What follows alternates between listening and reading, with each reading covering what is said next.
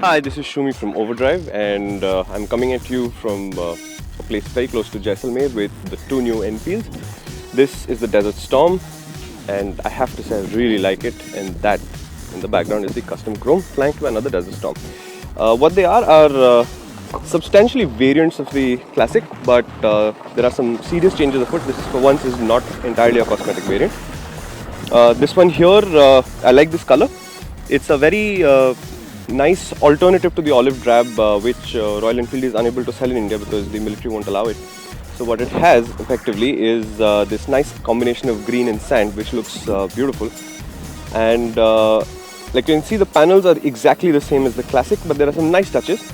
Like this plastic tank pad here is actually very well made. It's very well integrated, and it ends up looking like a high quality part.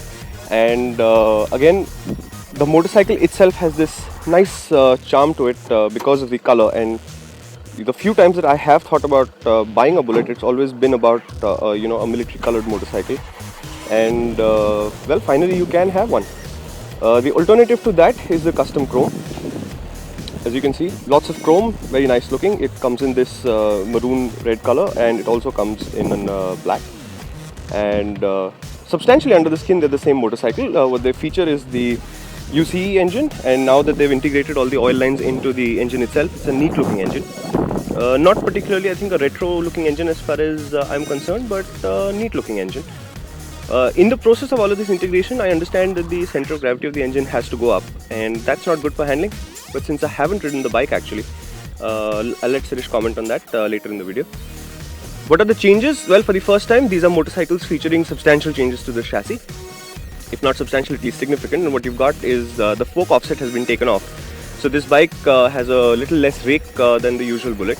And as you can see at the bottom, the axle is mounted. The axle is where the fork mounts instead of a head fit as usual, and which again changes the handling of the motorcycle. It should make it a little sharper to ride, but again, let Sirish comment on it since he's been riding the bike around. At the back, if you look carefully, the swing arm pivot has actually moved forward, and the swing arm is longer. Longer swing arms tend to help motorcycle handling, but I did hear some comments about how the suspension was still too stiff, perhaps, but again, let Sirish talk about that. You can see, nice looking motorcycle, relatively well made. This is supposed to be about 2,000 to 5,000 rupees more than the Classic 500. I can't comment on the exact price because the commercial launch hasn't happened. We've been given an experience on the motorcycle, and this is, I think, my estimate of what happens rather than Royal Enfield. As you can see there in the middle, right middle of the video, you can see the fuel injection setup. The Custom Chrome is going to be more expensive still. I think about 10,000 more than the Classic 500 perhaps, but once the prices come out, I'll add a super to the video and you'll see the new prices appear at the bottom. Nice looking motorcycles. I quite like what they've done with it. I'm happy that chassis changes are being made. It's a sign of progress. It's a sign that Royal Enfield is moving on and that their heritage is now being leveraged to move forward. And some people felt that Enfield was holding back because they had to protect motorcycles with a strong legacy. I think they've woken up to the fact that they can use that to move forward and not stay in the same place. They've been doing extremely well. Bikes are sold out, and I understand that they're having a fair amount of. It's quite a task for them to meet the kind of demand that the Classic 500 has generated. So there we are. Let's quickly go across to Sirish and ask him what he thought of the bike. He's the guy who's riding it around. Right, so Sirish, what did you think of the motorcycle? Well, it retains the classic Bullet feel. So you sit on top of the bike, you sit like a man, the bike feels big engine between your legs, thumping away. It's a nice way to go cruising, but for a 500cc engine, I think 27 horsepower a little too low because the bike, it struggles to touch 120, and at 120, actually it doesn't even reach 120, around 115, the foot pegs vibrate like a lot. So you can only cruise, let's say, around 100 kilometers an hour, which I think for a 500cc bike is just not enough. Okay, and they've made changes to the chassis for the first time as far as I can remember.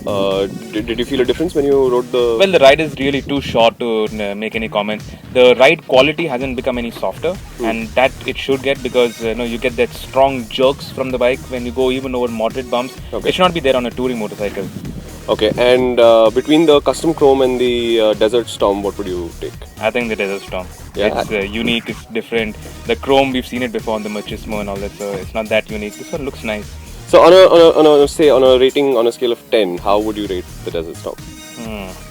On style, 8, but overall, maybe 6. And the Classic 500 on which it is based? Just to Same, give you a same. reference. There's not much change there. They've remapped the ECU, but the bike I was riding, it was sputtering a bit. So I didn't really feel any difference in the fueling. And as for performance and everything, it's more or less the same. Right. Thank you so much.